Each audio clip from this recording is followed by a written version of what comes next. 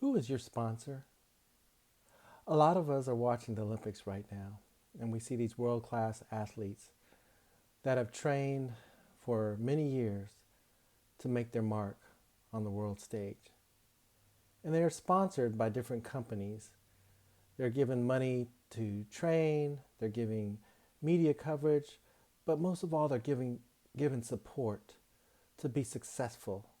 Because in the end, if they win that Olympic gold, they'll make their company look good. And their name, whatever that company name is, will get some of the glory. So, who is your sponsor in your life? Did you know, even though you're not a Olympic athlete or a model or movie star, that you can have a sponsor? Well, let me read this verse in 2 Chronicles 16:9 to you, so you can hear who sponsored King Asa. In this verse, Hananiah, the seer or the prophet, came to him and spoke to him because he had made a decision to align himself with an enemy rather than to seek God. He chose politics over prayer. And what was so shocking about this is that Asa had started out so good in his walk with God. He decided he would follow God with his full heart. And even one day when there was a big challenge that he was going to have to go up against an Ethiopian king, an army of 1,000,000 men, he chose to seek God and ask God to fight his battle for him. But later on in his life, when another smaller battle came, he in essence told God, I got this on my own, I don't need you. And he failed to seek God, to seek God's advice, to seek God's support and his help in the midst of a pending war and battle. What about you? Do you have some battles in your life that you've sought God for? And do you have some other ones that you haven't? Well, let's look at this verse. 2 Chronicles 16:9 says, For the eyes of the Lord move to and fro throughout the earth, that he may strongly support those whose heart is completely his. You have acted foolishly in this. Indeed, from now on, you surely will have wars. The verse sounds good at the beginning because it tells of how God is looking to and fro. His eyes are searching for someone in this world whose heart is completely his. You know, our heart is somebody's right now. Our heart, our mind, our will and affections are going towards something.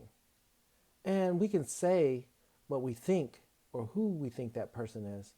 But all we really have to do is look at how we spend our time. So look at our schedule. Who have we scheduled time to be with? Or who do we spend time mostly connecting with on our phones or videos or internet? And also how we spend our money. And yes, I know that we sometimes fall short. But what God wants is someone who says, Lord, here I am. My heart is yours. I want it to be completely yours. And I failed in this way, and I failed in this way. But you love me, and you gave Jesus to die on the cross for all of my sins, past, present, and future. And I want my heart to be completely yours. Please make that true. And so the eyes of the Lord move to and fro throughout the whole earth, that he may strongly support those whose heart is completely his. God wants to strongly support you. He wants to sponsor you. Why? Because when your heart is completely his, He's free to direct you, to guide you, to strengthen you, to bless you. And he knows, most of all, that you're going to give him the glory. Because when it comes down to it, either we choose to try to make ourselves look good, or if our hearts are completely devoted to the Lord and completely loyal to him, our desire is to make God look good. Who are you really trying to please and make look good? One last thing. Hananiah the seer, the prophet, said, "You have acted foolishly in this. Indeed, from now on, you will surely have wars."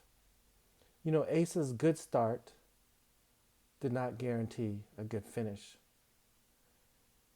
Towards the end of his life, after he had seen God deliver him from 1,000,000 men battle, he chose not to seek God and try to do things on his own. His heart was no longer completely the Lord's. And then later, it goes on to say that he became sick. And even in his disease, he did not seek the Lord, but the physicians. It's not too late to seek the Lord. And if you want to guarantee a strong finish, keep seeking the Lord daily. For the eyes of the Lord move to and fro throughout the earth, that he may strongly support those whose heart is completely his.